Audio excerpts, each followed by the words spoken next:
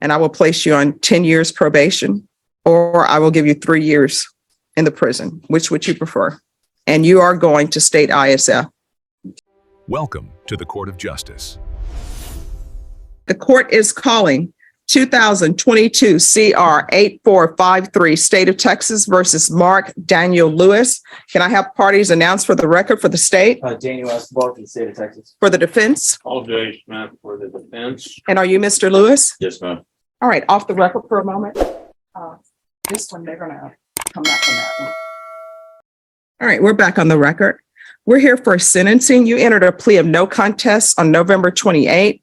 Applied for deferred adjudication. The court ordered a TAP evaluation and PSI. According to the plea bargaining agreement, punishments be assessed at 6 years in the prison. The state is opposing your application. They're taking in consideration County Court Cause number 686624. Have both parties had a chance to review the PSI report? Yes, Your Honor. The defense has, Your Honor. Any objections to the PSI report, state? No, Your Honor. Defense? No, Your Honor. All right, are there any witnesses, state? No, Your Honor. Defense? Perhaps my client, but his statement is asking for and included in the application. The reason he believes that he can successfully complete a deferred at this point in time of his life. All right, the court is, could you raise your right hand for me? Do you solemnly swear or affirm the testimony you give will be the truth and nothing but the truth, so help you God? Yes, Your Honor. All right, you can lower your hand, state your name for the record, please. Mark Lewis. All right, defense. Mr. Lewis, did you file voluntarily a motion for deferred or asking the court to assess punishment by way of a deferred probation? Yes, I did. And we've noticed in your report that there have been juvenile incidences and prior instances. Have you, what is it about this application at this time that may result in a favorable outcome for you versus when you were much younger? Well, of course, when I was younger, I was acting like a kid. I didn't think it would help me. I believed that I could do it my own way. Since that initial time frame, I've been to a PUC. I now have a daughter. I've learned what my results will bring me. I was acting like a kid back then. I just thought I could BS my way through it to just try to reach my destination real fast, but I cheated myself. And do you believe that alcohol and or drugs played a role in the offense that you pled no contest to? Yes. Have you got a potential place to live? My bad. If you were placed on deferred by this court? At this point in time, I'll be residing at Haven for Hope in PCY Courtyard. My dad lives in Houston. He's looking into assisting me in financially helping me get an apartment within a small time frame, providing that I follow probation rules and successfully do a couple months of course, positive living, employment, classes, everything. Then my dad's willing to ask his family to help me with a potential place. And are you willing to allow the court to help you or address your drug usage? Yes. And if the court decides that there should be some classes or some skills or some programs that you attend, are you willing to do that? Yes. Are you asking the court for deferred? I am. And is there anything else you'd like to tell the court that we have not covered? No, I feel like it's been covered. Ask the witness. State? Mr. Hughes, you've been previously placed on deferred, correct? Yes, sir. Okay. And there several NTRs were filed in that case, is that correct? Yes, sir. And eventually that did result in the deferred. Yes. Yeah. And shortly after it would have been released, it was the same, but that first offense, it was violation of sex offender registration, correct? Yes. Okay. And shortly after that, you were booked again on violation of sex offender registration. Correct? Yes, sir. And there you were sentenced to 3 years state jail. Yeah, 2 years, listen. So yeah, that might be a typo there, Judge. No further questions, Your Honor. All right. And that offense was related to something that when he was a juvenile, according to what I'm reading. Right. And so it was just, let's see, what did they call it? They called it prohibited sexual conduct. Right. And I see you have gang affiliation. I did, And what gang was that? it was 5 days trip. Okay.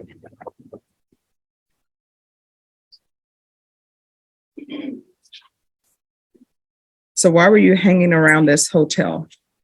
I was inebriated. I was charging my phone on a little outlet across from the Starbucks next to the hotel. I was downtown. I take some over-the-counter medication, and time just started fading away. I was charging my phone, and I dropped my charging cord in the grate.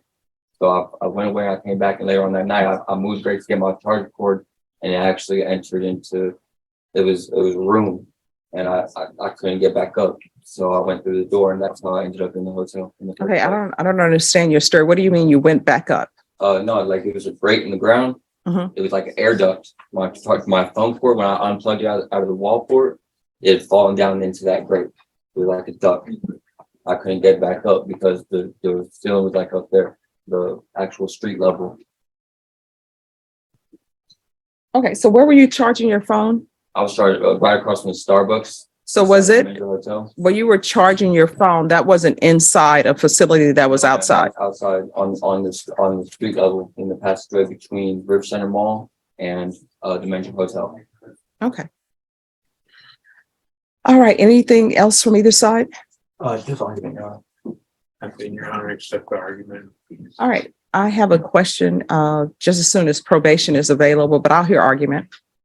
Judge, really here, the two charges that he went to TDC for were violation of sex offender registration. Already shown those were conditions that he was given that he had to follow up with. Both occasions he was unable to do that. On the first occasion, it actually was, he was granted deferred.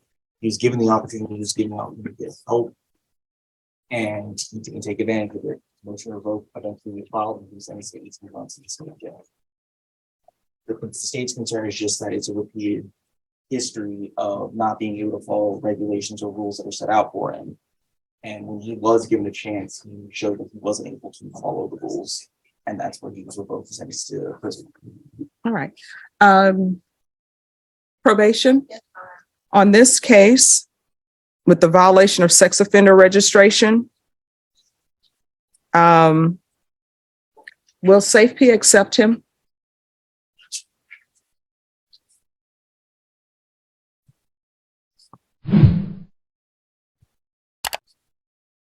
No, Your Honor. ISF?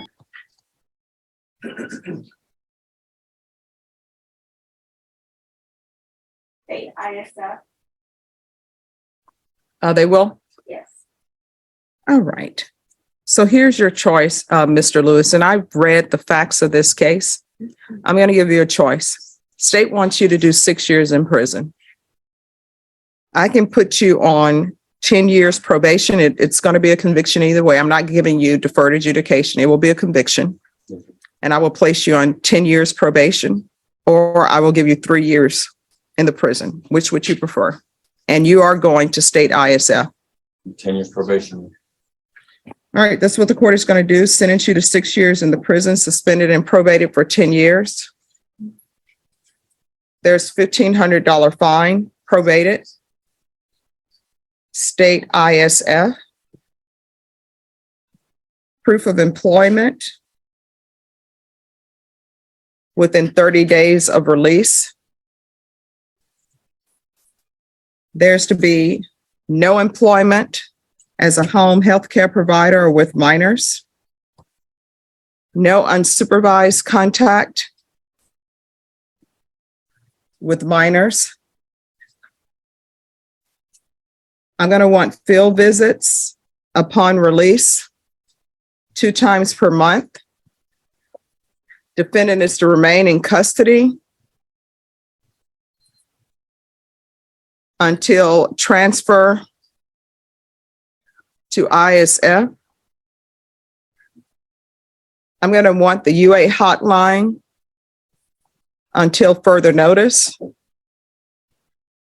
And when he's released, I'm going to want 90 meetings in 90 days.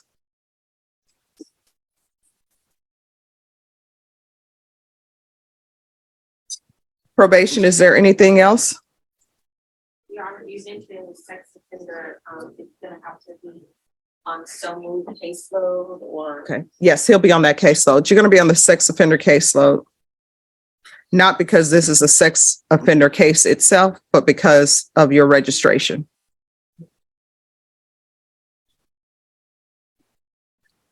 And have him evaluated for MIC, because I'm reading in here, there's some mental health issues. Yeah. And I'm also going to do no contact. What are your parents' names? It's Rhonda Sanford and Matthew Treadway.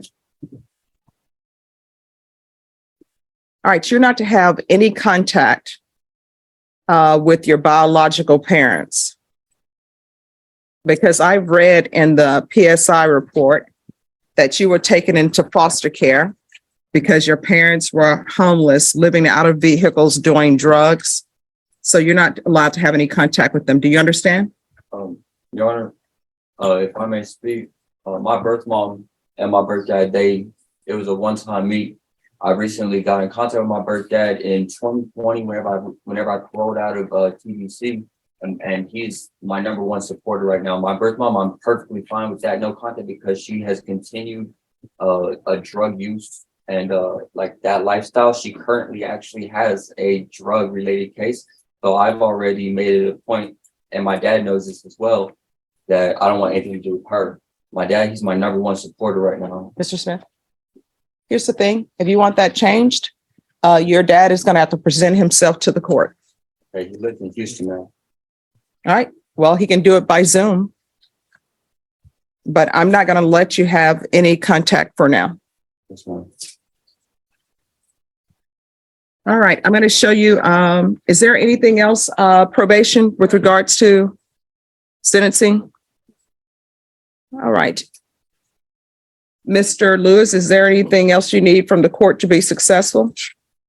No, ma'am. Thank you for the time. All right, I'm showing you what's entitled Trial Court Certification of Defendant's Rights to Appeal. Did you review that document with your attorney? Did you understand it, and did you sign it? Yes, ma'am. Because this is a plea bargaining agreement, because I followed your plea bargaining agreement, and because you waive your right to appeal, you do not have the court's permission to appeal. Because this is a felony conviction, you're not allowed to own or possess any weapons or ammunition. If you have a question over what a weapon or ammunition is, you'll need to speak to an attorney. Do you understand? Yes, ma'am. All right, good luck to you. Yes. The courtroom tension is palpable as Judge Stephanie Boyd calls the case of Mark Daniel Lewis for sentencing. Lewis had entered a no-contest plea and applied for deferred adjudication, but the state is firmly opposed, advocating for the full 6-year prison sentence outlined in the plea bargain. From the outset, Judge Boyd establishes control, confirming both parties have reviewed the damning pre-sentence investigation, PSI, report with no objections. When given a chance to speak, Lewis offers a familiar narrative.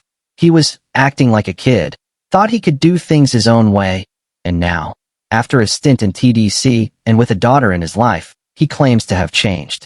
He admits drugs played a role, but Judge Boyd isn't satisfied with surface-level remorse. She drills down, exposing the hard facts of his record and his affiliations. The prosecution highlights prior offenses, including a violation of sex offender regulations. Then, Judge Boyd zeroes in on his gang ties, West Side, and his flimsy explanation for being at the location of his offense. He dropped a charger cord down an air duct at a hotel. It's here that Judge Boyd masterfully pivots from investigator to executioner of justice. At the 350 mark, she delivers the punishment warning, framing it as a choice that will destroy any illusion of an easy way out. Here's your choice, Mr. Lewis. The state wants you to do 6 years in prison. I can put you on 10 years probation. It will be a conviction, or I will give you 3 years in the prison. Which would you prefer? Faced with the immediate reality of incarceration, Lewis chooses probation. Judge Boyd then unleashes a sentence designed not just to punish, but to control and rehabilitate with an iron fist. She suspends the 6-year prison sentence, but imposes a crushing 10-year probation term.